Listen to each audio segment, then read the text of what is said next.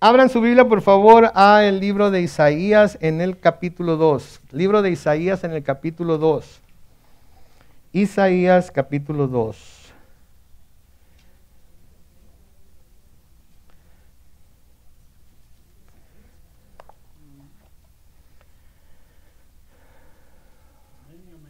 Amén y amén. Ok, el hermano ya lo encontró. Isaías capítulo 2. ¿Los demás cómo van? Ok. Está bien, está bien. Vamos a tratar de cubrir los primeros, que son los primeros 9 versículos. Así creí que íbamos a hacer el domingo y nada más cubrimos uno, ¿verdad? A ver cuántos cubrimos aquí esta noche. Entonces vamos a orar todos juntos. Amén. Padre Celestial, al abrir tu palabra una vez más, pedimos, oh Dios, que por el poder de tu Espíritu nos ilumines y nos ayudes a entender lo que hoy vamos a leer en tu palabra y estudiar en ella, Señor. Ayúdanos con el poder de tu Espíritu a entender estas cosas. A veces son difíciles de entender el tiempo cuando suceden, qué significa esto para nosotros. Te pedimos que tu Espíritu Santo nos guíe a toda verdad y podamos entonces no salir confundidos, sino salir más entendidos de lo que tu palabra nos está diciendo y a lo que nos está llamando. En el nombre glorioso de Cristo Jesús. Y todos decimos, amén. Muy bien, vamos a leer, primero que todo para empezar, los primeros 4 versículos de Isaías capítulo 2, porque el capítulo está dividido en 2 partes. Los primeros 4 versículos que hablan del reinado universal del Señor, y luego en los siguientes versículos del 5 y hasta el fin, hablan del juicio de Dios. Entonces nos está hablando aquí de 2 cosas diferentes. Nos está hablando de algo que va a suceder en el cielo, o que también va a suceder en la tierra, pero en diferentes tiempos, y luego nos va a volver a la tierra y nos va a hablar acerca de lo que Dios está pensando hacer con su pueblo, específicamente con la tribu de Judá y en la ciudad de Jerusalén. Entonces, sigan con su vista, voy a leer Isaías capítulo 2, versículos 1 al 4. Dice, visión de Isaías, hijo de Amós, acerca de Judá y de Jerusalén. Noten que es específicamente Judá y Jerusalén. En los últimos días el monte de la casa del Señor será confirmado como cabeza de los montes, será exaltado por encima de las alturas, y hacia él correrán todas las naciones. Muchos pueblos vendrán y dirán, vengan, subamos al monte del Señor, a la casa del Dios de Jacob. Él nos guiará por sus caminos y nosotros iremos por sus sendas. Porque la enseñanza saldrá de Sión, de Jerusalén saldrá la palabra del Señor. Él juzgará entre las naciones y dictará sentencia a muchos pueblos, y ellos convertirán sus espadas en rejas de arado y sus lanzas en hoces. Ninguna nación levantará la espada contra otra nación, ni se entrenarán para hacer la guerra. Estos son versículos que muchas veces al enseñarlos o al predicarlos, muchos pastores y maestros de la Biblia tienen la tendencia a hablar de que esto es ya cuando el Señor está establecido en su reino, etcétera, etcétera. Pero como vamos a ver aquí, tienen doble cumplimiento. ¿Se acuerdan que la semana pasada les hablé de un doble cumplimiento de las profecías, verdad? Un cumplimiento a corto plazo y luego también tiene un cumplimiento a largo plazo. Bueno, pues es parte de lo que vamos a ver aquí. Noten de nuevo el versículo 1 y el 2.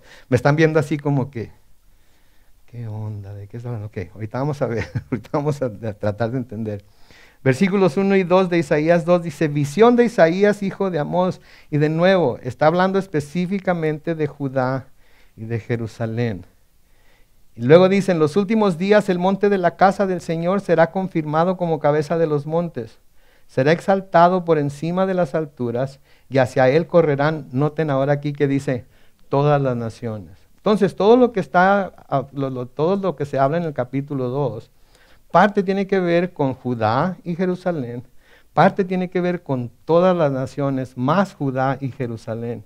Y ahí es donde tenemos que hacer las distinciones, porque si no hacemos las distinciones nos perdemos y aplicamos cosas a la iglesia y a nuestros días, etcétera, que no tienen que ver nada con ello.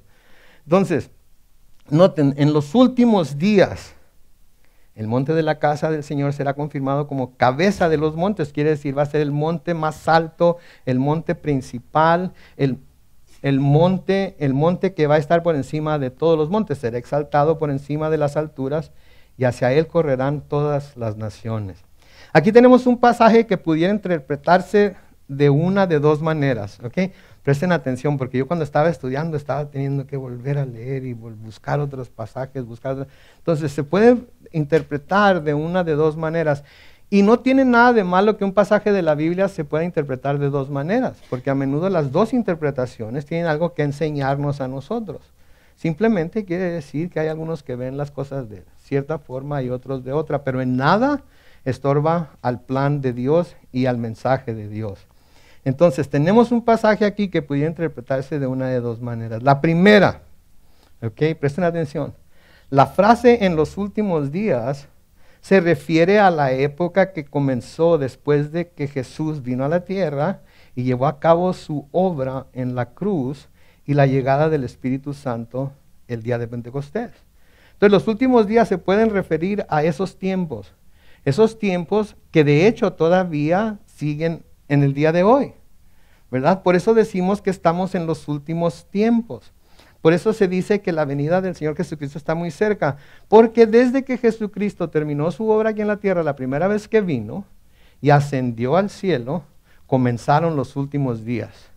Yo sé, ha pasado mucho tiempo, pero ¿de qué nos habla esto? Nos habla de la paciencia de Dios, nos habla de la misericordia de Dios. Nos habla de que en realidad lo que Él dice en su palabra, de que no quiere que nadie se pierda, sino que todos vengan al conocimiento de la verdad y sean salvos, es verdad. Y nosotros como cristianos que estamos ya salvos, que sabemos que si Él viniera por su iglesia hoy nos iríamos con Él, o si hoy nos llamara a su presencia estaríamos en el cielo, nos aceleramos y cuando escuchamos acerca de los últimos días decimos, sí, que venga, que ya sean, bla, bla, bla, bla, bla, bla, bla, y hasta, ¿verdad? Pero no nos ponemos a pensar en la cantidad de gente pecadora que no ha venido a Cristo todavía, que si el Señor viniera en este momento se iría al infierno para toda la eternidad. ¿Y cuántas de esas personas son amigos nuestros o familiares nuestros? Nuestros hijos, nuestros nietos, nuestros sobrinos, nuestros hermanos, hasta nuestros padres a veces. Entonces nos alegramos de que estemos en los últimos días, nos alegramos de que la venida del Señor esté cerca, pero si en realidad queremos alegrarnos y no sentirnos así como que tenemos que ocuparnos en predicar el Evangelio, tenemos que ocuparnos en llevar el mensaje de las buenas nuevas a toda criatura, como se nos dejó dicho. Ahora, ¿por qué decimos que estos son los últimos días? ¿Y por qué decimos que comenzó después de la obra de Jesús en la cruz y la llegada del Espíritu Santo el día de Pentecostés? Bueno, pues lean conmigo lo que dice Hechos capítulo 2, comenzando con el versículo 16. ¿Se acuerdan cuando Pedro y toda la plebe salieron y estaban hablando en lenguas y todo eso? ¿Se acuerdan la gente que estaba en Jerusalén? Mira nomás, estos andan borrachos, qué bárbaro, que por eso están hablando lo que están hablando. Pedro les dice esto, antes del 16 les dice, no están borrachos. Más bien, esto es lo que dijo el profeta Joel. Dios ha dicho, en los últimos días, ¿se dan cuenta de eso? En los últimos días derramaré de mi espíritu sobre toda la humanidad. Los hijos y las hijas de ustedes profetizarán, sus jóvenes tendrán visiones y sus ancianos tendrán sueños. En esos días, los últimos días, derramaré de mi espíritu sobre mis siervos y mis siervas y también profetizarán. Entonces, Pedro lo que está diciendo es que lo que está pasando es el arranque de los últimos días.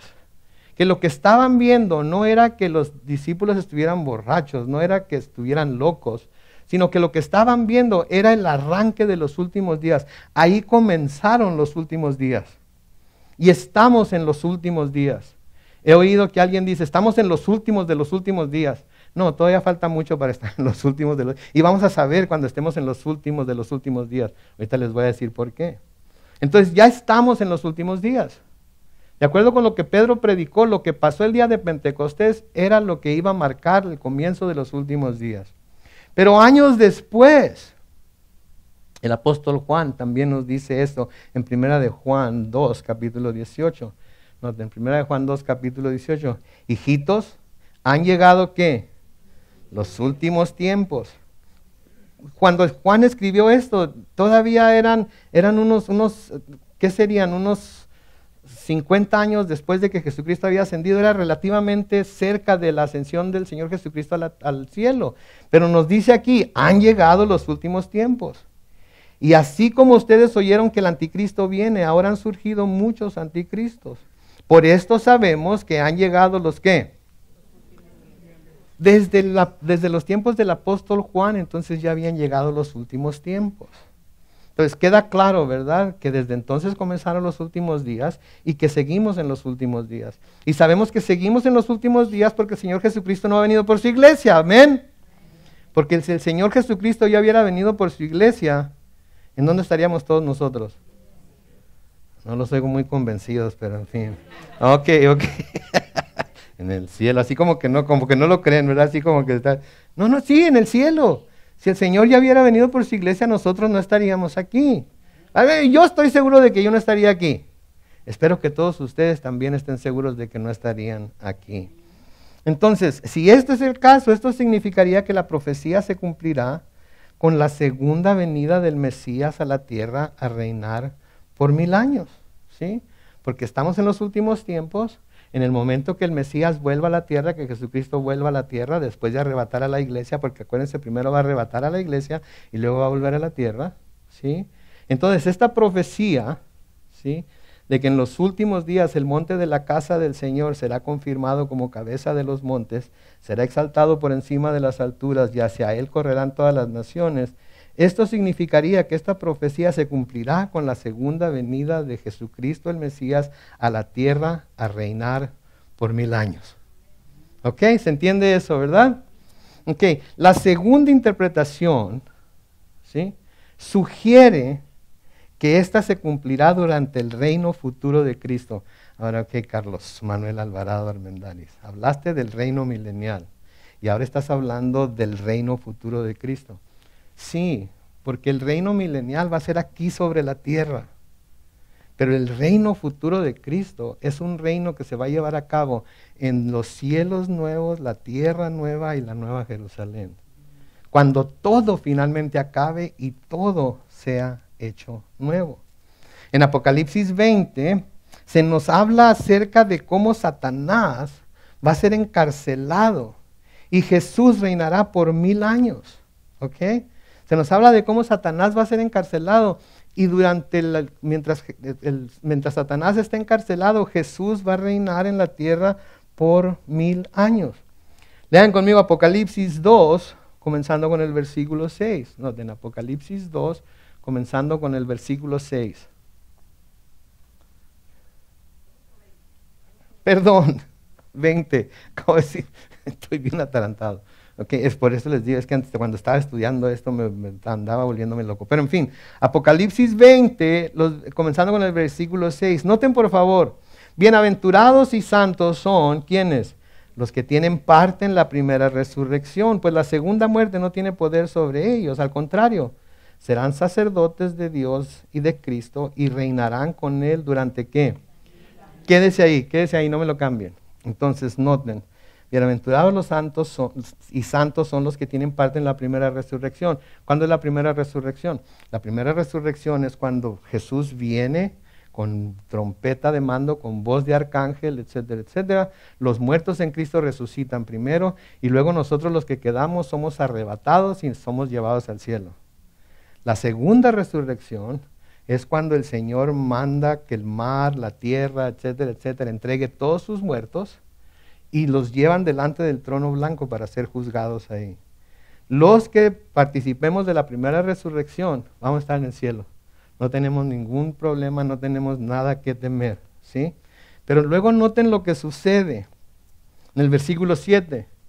Apocalipsis 20, versículo 7. Al cabo de los 1000 años, Satanás fue puesto en libertad de su prisión. Quédense ahí. Entonces viene Jesús, venimos nosotros con Él, toma control de la tierra, reina durante 1000 años, se cumple con su voluntad, reina con vara de hierro. Nadie le puede decir que no, el que peque, ahí se le acabó el corrido, no va a permitir absolutamente nada de maldad en la tierra. Durante 1000 años, Satanás está encadenado, está en la prisión, ¿sí? Pero después de los 1000 años, Satanás es puesto en libertad de su prisión. Y yo me pregunto, ¿pero por qué, Señor? ¿Pero para qué caso tiene? ¿Verdad? Y todos nosotros pensamos así, ¿saben por qué? Porque todavía estamos aquí en la tierra. Pero acuérdense, cuando eso suceda, nosotros no vamos a estar en la tierra, nosotros vamos a estar en el cielo. Esto no es para los que resucitaron, para los que tomaron parte en la primera resurrección. Los que no tomaron parte en la primera resurrección son los que van a sufrir esta situación. ¿Y por qué lo va a dejar libre otra vez? Porque, mis hermanos, durante el reino milenial de Cristo, el mundo va a seguir rodando, el mundo va a seguir creciendo, la gente va a seguir casándose, teniendo hijos, etc. La población del mundo va a seguir como todo, va a seguir igual. ¿Sí? Entonces, durante ese tiempo van a ser mucha gente. Y escuchen esto, van a ser cuando el mundo esté bajo el dominio de nuestro Señor Jesucristo. Échense ese trompo a la uña, piensen en eso. ¿Cuántos quisiéramos que el Señor Jesucristo descendiera del cielo y tomara control del mundo ya ahorita? Amén, ¿verdad? Porque sabemos que si Él reina, todo va a estar como debe estar. Entonces lo va a soltar porque va a probar a la gente que está en la tierra durante esos 1000 años. A la gente que se sometió a la fuerza a Jesucristo tiene que ser probada. La fe que no es probada, no hay manera de saber si es fe genuina. Por eso a menudo nuestra fe tiene que ser probada para que nosotros nos demos cuenta si es una fe genuina o no. Dios ya sabe, pero nosotros no. Por eso a veces nos preocupamos, ¿verdad? Cuando pecamos o cuando decimos algo que no debemos decir, pensamos, y seré salvo, a lo mejor el Señor me va a mandar al infierno porque pensé eso, porque dije aquello, ¿verdad? Nos asustamos, pero es buena señal ese miedo, porque es un temor santo, es un temor de ofender a Dios, y el Espíritu Santo nos redarguye y nos reprende para que sepamos que Él está en nosotros y nos está llamando a cuentas. ¿Ok? Entonces, la gente que crezca, que nazca, que crezca durante esos 1000 años tiene que ser probada también. De nuevo el versículo 7, noten, al cabo de los 1000 años Satanás fue puesto en libertad de su prisión. Y noten en el versículo 8, y salió a engañar a las naciones que están en los 4 extremos de la tierra, y a Gog y Magog, y no vamos a hablar de Gog y Magog hoy, a fin de reunirlos para la batalla. Su número era incontable como la arena del mar. Noten entonces aquí que Satanás es soltado y logra engañar a un gentío de gente que ha vivido durante 1000 años bajo el reinado del Mesías y los convence de que vayan con él, con Gog y Magog, a enfrentarse a Jesucristo. ¿Ok? Esa es la razón por la que Satanás tiene que ser soltado, para probar. Sí, así como puso a Adán y Eva en el huerto del Edén y les dijo, no coman de ese árbol, de todos los demás pueden comer, pero de ese no.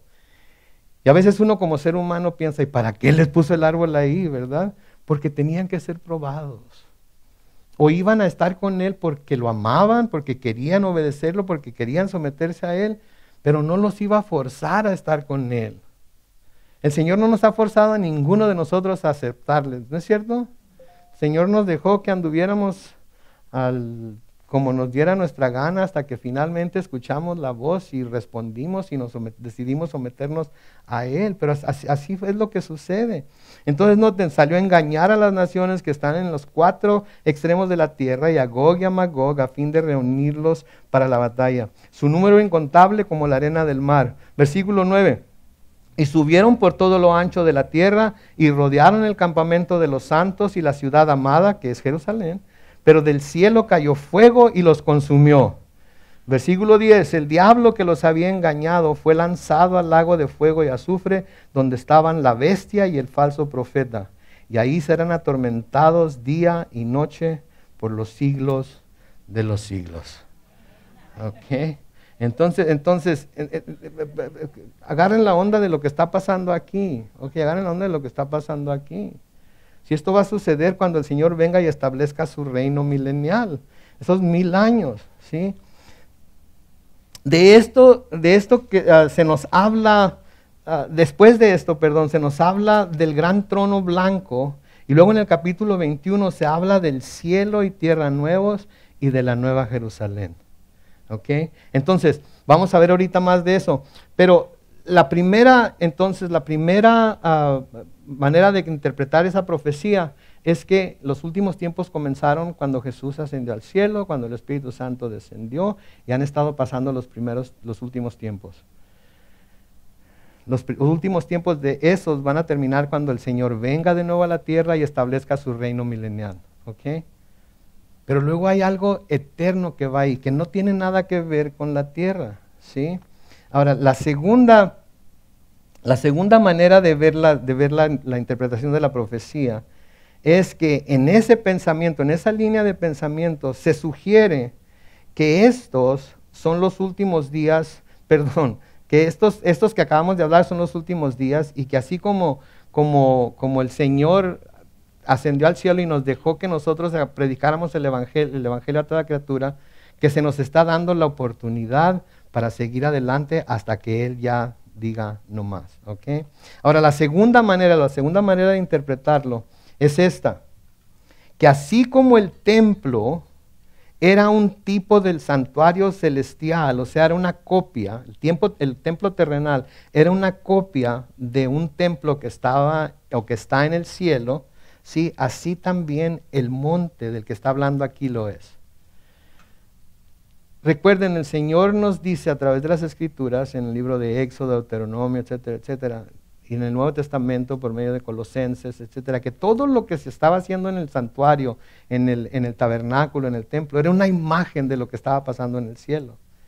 Y así como había un templo en Jerusalén que fue hecho por hombres, así hay un templo en el cielo que fue hecho no por hombres, sino por Dios. ¿Sí? En Hebreos capítulo 9 y el versículo 24, noten.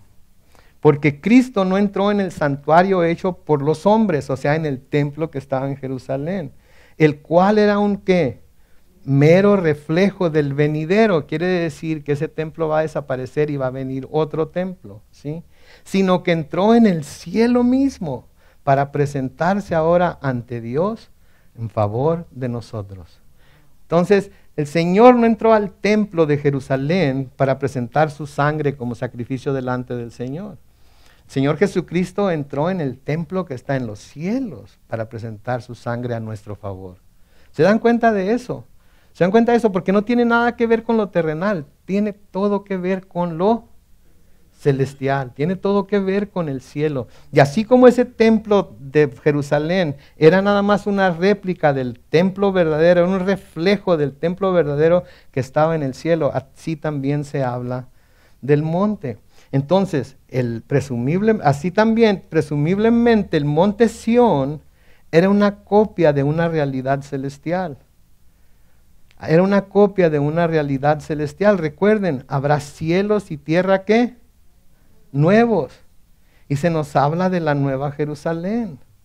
Sí, en Hebreos habla acerca del monte al que Moisés fue a recibir la ley. ¿Se acuerdan? No se acuerdan. ¿Sí se acuerdan? Ella sí se acuerda, ok.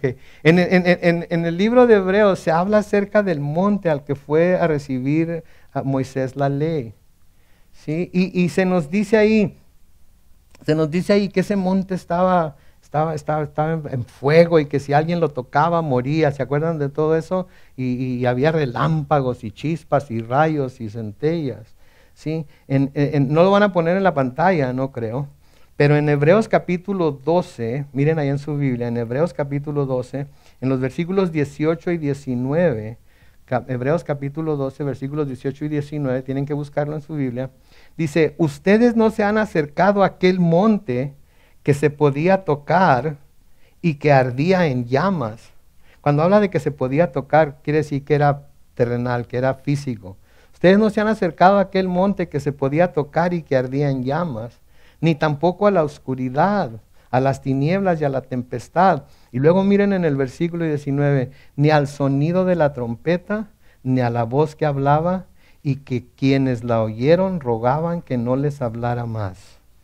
Que ustedes no se han acercado a ese monte. Nos hemos acercado a un monte, pero no nos hemos acercado a ese monte. Porque si nosotros tuviéramos ese monte delante de nosotros, ¿qué nos pasaría? Correríamos de miedo. Así como el pueblo de Israel le dijo a Moisés, ¿sabes qué es, Moisés? Que Dios te hable a ti, pero que no nos hable a nosotros, porque tenemos miedo. ¿Sí? Y Moisés también estaba temblando de miedo porque estaba mirando el fuego que salía del monte y todo el humo y todo lo demás. Pero ahora noten en Hebreos capítulo 12, comenzando con el versículo 22. Hebreos capítulo 12, comenzando con el versículo 22, noten, ustedes, por el contrario, se han acercado ¿a qué? Al monte del Sión, ¿a qué?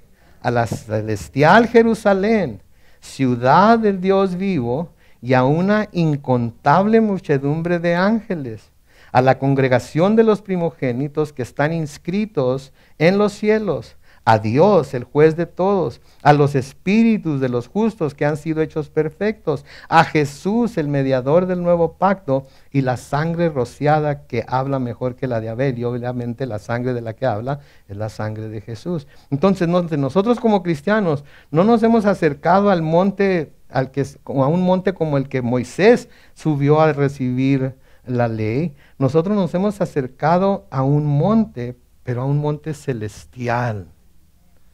A un monte celestial, a la celestial Jerusalén. Y luego noten todo lo que se dice de la ciudad. Ciudad del Dios vivo. Y una incontable mucha. Por eso les decía que íbamos a cantar con los ángeles. ¿Se dan cuenta que vamos a andar codeándonos con ángeles en el cielo? Vamos a conocer a Miguel, vamos a conocer a Gabriel, vamos a ver cómo son, cómo funciona. ¿Tienen alas? ¿No tienen alas? ¿Cómo se sabe si es hombre o mujer? ¿Cómo se sabe cómo son? Porque tenemos una idea medio descabellada de lo que son los ángeles, ¿verdad? ¿Por qué? Por las obras de arte que se nos han presentado, ¿verdad? Son hombres bien fornidos, con alas y todo blanco, hasta el cabello blanco. Yo por eso me estoy haciendo ángel, por eso se me está haciendo blanco el cabello, ¿verdad? Y tenemos también la idea del angelito chiquito, ¿verdad? Cupidito con la flecha y el arco, ¿verdad? Que andan ahí en el cielo. Vamos a reunirnos, noten ahí, vamos a reunirnos con una muchedumbre de ángeles. Y luego en el versículo 23 de Hebreos 12 de nuevo, y nos vamos a unir a la congregación de los primogénitos que están inscritos en los cielos. Y luego noten, a Dios, el juez de todos. Y luego a los espíritus de los justos que han sido hechos perfectos. Jesús, el mediador del nuevo pacto. Todos ellos y nosotros vamos a estar todos juntos en el cielo. Piensen en eso, por favor. Creo que a veces no se nos muestra, no tenemos una idea de lo que el Señor tiene preparado para nosotros. No tenemos una idea de lo que vamos a ver. Y aunque se nos describa, es muy difícil imaginárselo, ¿verdad? Porque ¿cómo vamos a andar flotando? Vamos a caminar, vamos a poder correr, vamos a hacer esto, vamos a hacer otro. Todavía no sabemos lo que vamos a hacer, dice Juan, pero una vez que estemos ahí vamos a hacer tal y como Él es. ¿Verdad? Entonces, en el reino venidero, y aquí es en donde estamos hablando del reino venidero, hablamos del reino milenial, este es el reino venidero. En el reino venidero, la ciudad de Jerusalén y su glorioso templo van a ser prominentes una vez más. Y los dioses falsos de los paganos que tenían templos en los montes, al elevar a Dios y su templo por encima de todos ellos, será como establecerlo entre las naciones como el único Dios verdadero. Va a quedar bien cimentado, va a quedar bien declarado, no va a haber duda de que el Dios de Abraham, Isaac y Jacob es el Dios verdadero. De que el Dios que vino a presentarnos, Jesucristo, es el Dios verdadero y nosotros vamos a estar con Él. ¿Sí? Noten el versículo 3 de Isaías 2, el versículo 3 de Isaías 2. Muchos pueblos vendrán y dirán. Ahora, aquí ya dejamos a un lado a Judá, aquí ya dejamos a un lado, bueno, no lo dejamos a un lado, pero ahora incluimos junto con ellos a muchos pueblos. Noten, muchos pueblos vendrán y dirán, vengan, subamos al monte del Señor, a la casa del Dios de Jacob. Noten, Él nos guiará por sus caminos y nosotros iremos por sus sendas, porque la enseñanza saldrá de Sión, de Jerusalén, saldrá la palabra del Señor. Y ahora, al hablar aquí de que los pueblos dirán, vengan, vamos al monte del Señor, implica que esta gente es gente regenerada, implica que esta gente es gente creyente, implica que esta gente es gente de esa que el Señor Jesucristo ha hecho nueva. ¿sí? Que está haciendo la invitación a buscar a Dios. Personas cuyos corazones han sido transformados por Dios porque desean buscar a Dios. Si solamente el corazón transformado por Dios desea buscar a Dios. Solamente el corazón que ha sido tocado por el Señor, cambiado por el Señor, hecho un corazón de carne y no de piedra, como se nos dice en el Antiguo Testamento. Solamente ese corazón tiene deseos de buscar a Dios. En Romanos 3:11 se nos dice que no hay quien entienda, no hay quien busque a Dios. No hay quien entienda, no hay quien busque a Dios. Mucha gente dice, andaba buscando, no sé qué andaba buscando y encontré a Dios. No, mi hermano, mi amigo, tú no encontraste a Dios, sabes que Dios te encontró a ti. Porque el Señor Jesucristo vino a buscar y salvar lo que estaba, ¿qué? Andábamos perdidos, por eso se nos llama perdidos. ¿Sí? Yo andaba buscando en el alcohol, yo andaba buscando en las drogas, yo andaba buscando en lo que ustedes quieran. Andaba buscando y en medio de eso encontré a Dios y ahora... No, tú no encontraste a Dios. Dios fue y se metió ahí donde tú andabas. Él te encontró y Él te sacó del muladar, como dice mi mamá. Eso fue lo que pasó. Él te encontró. Tú no lo encontraste a Él. Tú no lo encontraste a Él. Entonces, estas personas que están diciendo, vengan, vamos al monte del Señor, es gente regenerada, es gente completamente salva, transformada por Dios. Recordemos cómo respondíamos antes de venir al Señor a quienes nos invitaban a ir a la iglesia con ellos. ¿Se acuerdan ustedes? Que alguien les invitara a ir a la iglesia y ustedes ¿qué les decían? No, ¿para qué? Yo soy católico. Yo soy católico. ¿Nunca les dijeron eso? Yo tengo mi propia manera de creer. Yo no necesito ir a la iglesia. Yo puedo estar con Dios aquí en la playa, abajo de un árbol, donde quiera. Yo puedo estar con... nosotros éramos iguales, ¿no es cierto? Mi mamá cómo trató de llevarme a la iglesia, cómo me ponía incentivos para que fuera, debería decir incentivas, ¿verdad? Pero no necesitaba ir, no quiero ir, no había, en mí no había una necesidad para ir. Pero ahora que estamos en Cristo, que lo hemos conocido a Él, que no vamos a la iglesia de una manera religiosa, sino porque tenemos una relación personal con Él, podemos decir, gracias a Dios es domingo, ¿verdad? O podemos decir, gracias a Dios es martes, ¿verdad? O podemos decir, gracias a Dios va a haber una clase de discipulado, gracias a Dios que tenemos esto, que tenemos aquello, que podemos reunirnos con Él. Sí, es como el cambio que se llevó a cabo en el corazón de Pablo cuando conoció al Señor. ¿Se acuerdan de la enseñanza del domingo? Primero era perseguidor de la iglesia y luego se volvió un promotor del mensaje de la iglesia. Es lo que pasa en nosotros también. Es asombroso lo que hace el Señor en el corazón de quienes se entregan a Él sin reserva, ¿sí? Y hasta que el Señor vuelva, nosotros debemos, ¿saben qué? Estar invitando al mundo a que nos acompañe, a venir a la casa del Señor, a que aprenda con nosotros, a andar en los caminos de Dios y a recibir las enseñanzas de la palabra de Dios. ¿Sí? Debemos eso es lo que vamos a hacer, así como estas personas están diciendo, vengan, vamos, así nosotros, porque saben que nosotros queremos todo esto que va a pasar en el futuro, pero queremos que comience desde hoy, ¿no es cierto? ¿No es cierto? ¿Cuántas personas conocen ustedes que desearían verlas en la iglesia con ustedes cada semana? Que desearían verlas en la iglesia con ustedes creciendo en el conocimiento de Dios, viendo lo bueno que es Dios, viendo lo santo que es Dios, viendo lo perfecto que es Dios y entendiendo el plan de salvación de Dios. ¿Sí? Entonces tenemos que recordar eso, que hasta que el Señor vuelva debemos estar invitando al mundo a que nos acompañe a la casa de Dios para aprender con nosotros, andar en los caminos de Dios y recibir la enseñanza de la palabra de Dios. Si de repente no van a querer acompañarnos, pues no le hace. Nosotros seguimos invitándoles. Porque, de nuevo, ¿cuánto tiempo estuvieron invitándonos a nosotros? Y nomás no queríamos. Sí, y luego llegó ese día en el que finalmente dijimos, ok, voy a ir, para que me dejes en paz, te voy a acompañar. Pero si no me gusta, no voy a volver, ¿verdad? Y así nos pasa a muchos, y así pasa a muchos. ¿Sí? Y mucha gente así estamos como cuchillito de palo, hasta que finalmente un día dicen, ok, te voy a acompañar, pero para que ya me dejes en paz. ¿Y saben qué suele suceder muchas de esas veces? Que esa persona es tocada por el Señor Jesucristo por medio de su Espíritu y son transformados inmediatamente. Y de repente quieren estar ahí, quieren escuchar la palabra, quieren leer la palabra, ¿sí? Entonces, todo eso sucede, se me hace, no se está viendo así como que quiere, ¿no? Ok, soy yo entonces. Ok, todo eso como que quiere pasar. Ahora nosotros vamos a la iglesia, ¿sí? Y cuando no vamos o cuando estamos pensando en ir, hay una lucha dentro de nosotros, ¿no es cierto? Nos levantamos y decimos, yo creo que ahora no voy. Y hay algo que nos dice, ¿no vas a ir? No, no tengo ganas. Pero mira, no, es que... Pero hay algo, hay una lucha. ¿Saben qué quiere decir que haya esa lucha en nosotros?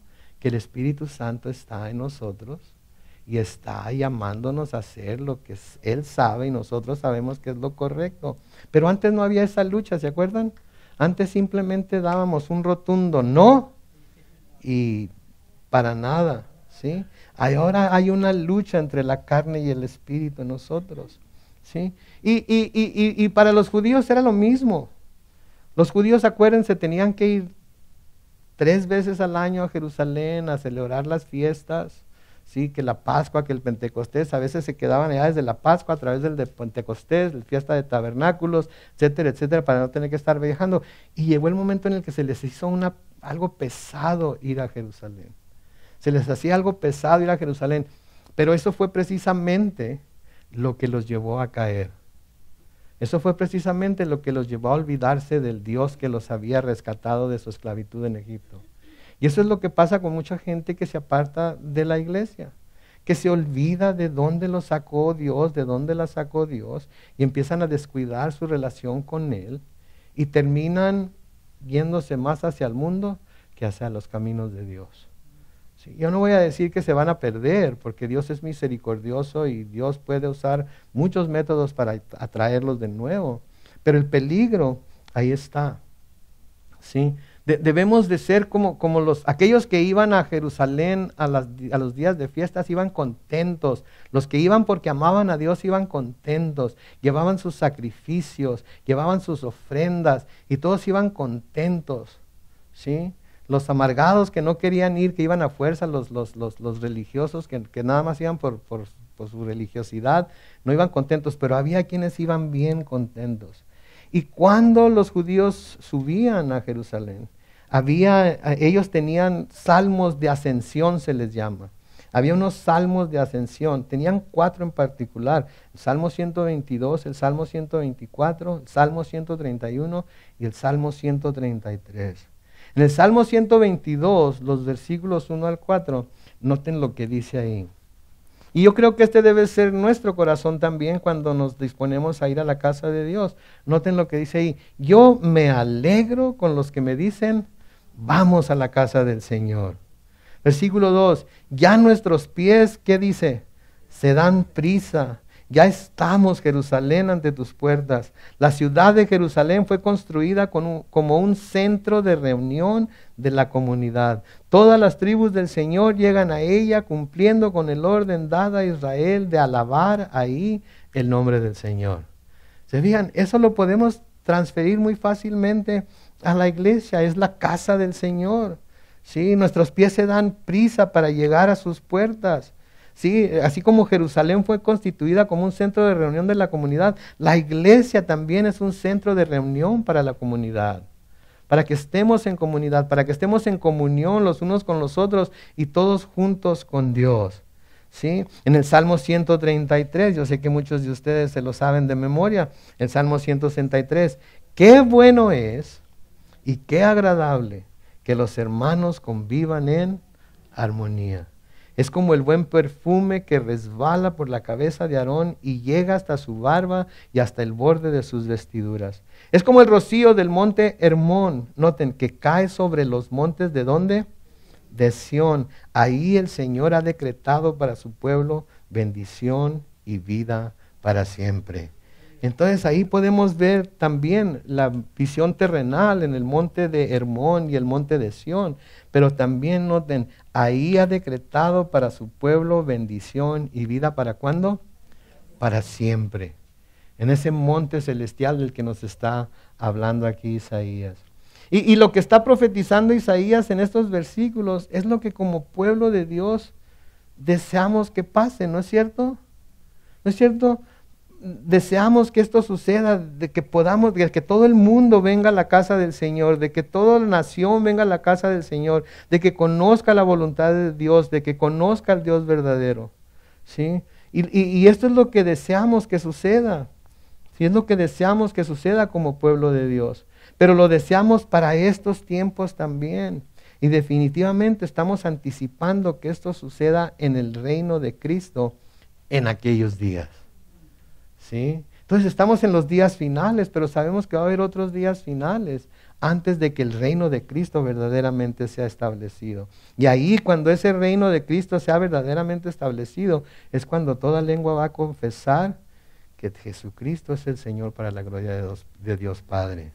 Donde en Filipenses capítulo 2, los versículos 2 al 9, hablando de lo que Jesucristo vino a hacer en la cruz, dice, por lo cual Dios también lo exaltó hasta lo sumo y le dio un nombre que es sobre todo nombre, para que en el nombre de Jesús se doble toda rodilla de los que están en los cielos y en la tierra y debajo de la tierra, y toda lengua confiese que Jesucristo es el Señor para la gloria de Dios Padre. Toda persona, no importa quién sea, no importa qué tan importante, no importa qué tan pobre o insignificante, va a llegar el momento en el que a fuerzas va a tener que doblar la rodilla delante del Rey de Reyes y Señor de Señores, y lo va a tener que declarar como Señor. Hasta los que no lo quieren hacer ahorita, hasta los más ateos, lo van a ver y van a tener que doblar la rodilla y declararlo Señor de todo.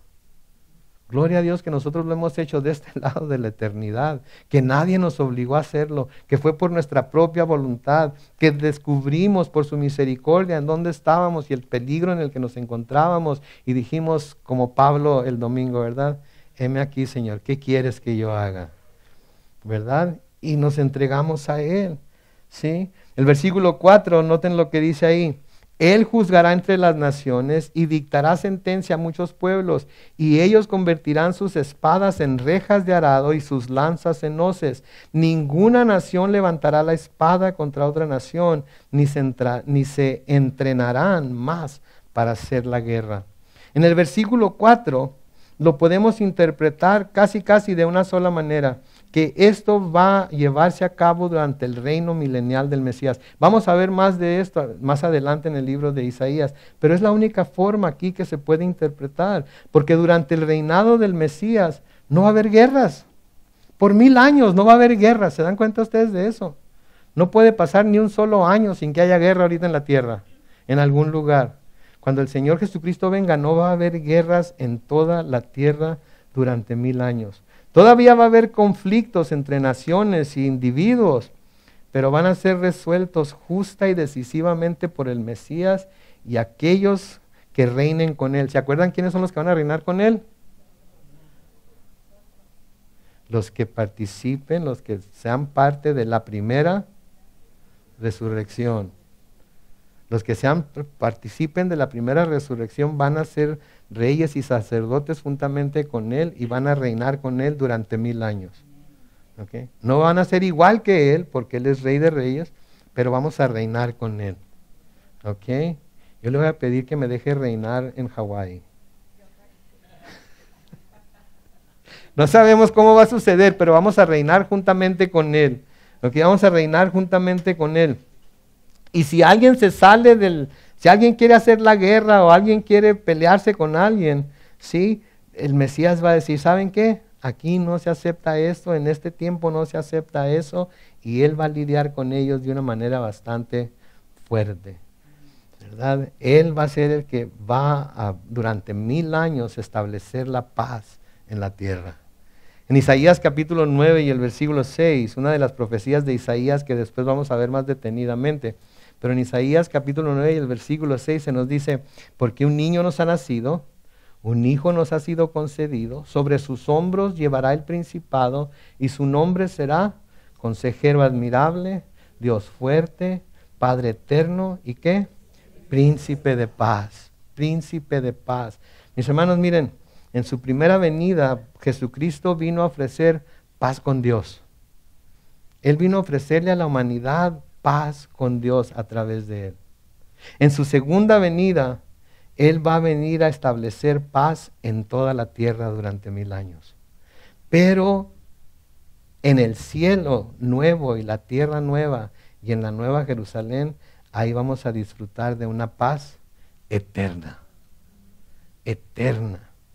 ¿Sí? Noten Isaías capítulo 9 y el versículo 7. Sigue diciendo ahí, la extensión de su imperio y la paz, ¿qué dice? En él no tendrá límites. Reinará sobre el trono de David y sobre su reino, y lo afirmará y confirmará en la justicia y el derecho, desde ahora y para ¿cuándo? Siempre. Esto lo hará el celo del Señor de los ejércitos. Ahora sí, Él está reinando aún ahora, pero en aquellos días Él va a reinar físicamente. Y podremos verlo y conocerlo así como Él nos conoce a nosotros. ¿Sí? Primera de Corintios 13:12, Pablo dice, ahora vemos con opacidad como a través de un espejo, pero en aquel día veremos como cara a cara. Ahora conozco como, pero en aquel día conoceré tal y como soy conocido. ¿Se fijan? Lo vamos a ver tal cual es. Nadie nos va a tener que contar, nadie nos va a tener que decir, vamos a saber en dónde está y lo vamos a estar viendo eternamente y lo vamos a estar viendo, adorando eternamente también. Y les he hablado acerca del cielo nuevo y la tierra nueva, así es que vamos a leer juntos Apocalipsis capítulo 21, los versículos 1 al 4 y con esto vamos a terminar aquí hoy. Apocalipsis 21, 1 al 4. Noten lo que dice ahí Juan. Vi entonces un cielo nuevo y una tierra nueva. Porque el primer cielo y la primera tierra habían ¿qué? Dejado de existir. Y el mar tampoco existía ya. Vi también, noten, la ciudad santa, la nueva Jerusalén, descendía del cielo de Dios, ataviada como una novia que se adorna para su esposo. Entonces oí que desde el trono salía una potente voz, la cual decía, aquí está el tabernáculo de Dios con los hombres. Él vivirá con ellos y ellos serán su pueblo. Y Dios mismo estará con ellos y será su Dios. Versículo 4 dice, Dios enjugará las lágrimas de los ojos de ellos y ya no habrá muerte, ni más llanto, ni lamento, ni dolor, porque las primeras cosas habrán dejado de existir. Durante el reino milenial, todo eso todavía va a estar sucediendo. Sí, vida, muerte, va a querer levantarse la gente en armas, pero el Señor va a decir, ándele, aquí no se aceptan esas cosas, ¿sí? Pero ya en el reino del Señor, en el reino futuro, en el reino que se va a llevar a cabo en esa tierra nueva y ese cielo nuevo y en esa nueva Jerusalén, ya no va a haber necesidad de nada de eso. Porque Él va a estar ahí, nosotros vamos a estar con Él en el tabernáculo de Dios, Él va a ser nuestro Dios y nosotros vamos a ser su pueblo.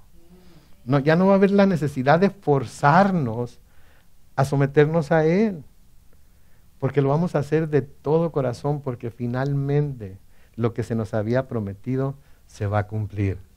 Y vamos a ver que Dios es fiel. ¿Sí? Entonces las profecías de Isaías aquí tienen que ver con un tiempo futuro, pero en la semana que entra, Él nos va a bajar de nuevo a la tierra y nos va a mostrar lo que Él va a hacer con su pueblo mientras todavía están aquí. Amén. Entonces aquí hay una separación, el cielo, ¿sí? Y la tierra, ¿sí? El reino milenial y el reino eterno. Tenemos que entender la diferencia entre los dos para no confundirlos. Yo quiero estar aquí en el reino milenial, pero anhelo más estar en el reino eterno, porque ahí ya no tengo que preocuparme por absolutamente nada. ¿Sí? En el reino milenial tampoco, pero es aquí de todas maneras. ¿Sí? Yo quiero estar en el cielo nuevo, la tierra nueva, la nueva Jerusalén. No me lo puedo ni imaginar Que Dios nos dé sueños y visiones acerca de lo que eso va a ser. Y ¿saben qué? No se asusten cuando veamos cosas como estas. ¿Ok? Porque no es para dar miedo, es para dar esperanza. ¿Ok? Oremos. Padre Celestial, te damos gracias, Señor, por tu palabra. Te damos gracias, Padre Santo, por lo que nos enseñas en ella. Te damos gracias porque nos das un vistazo a lo que verdaderamente es eterno y nos das la habilidad para diferenciarlo de lo que es terrenal.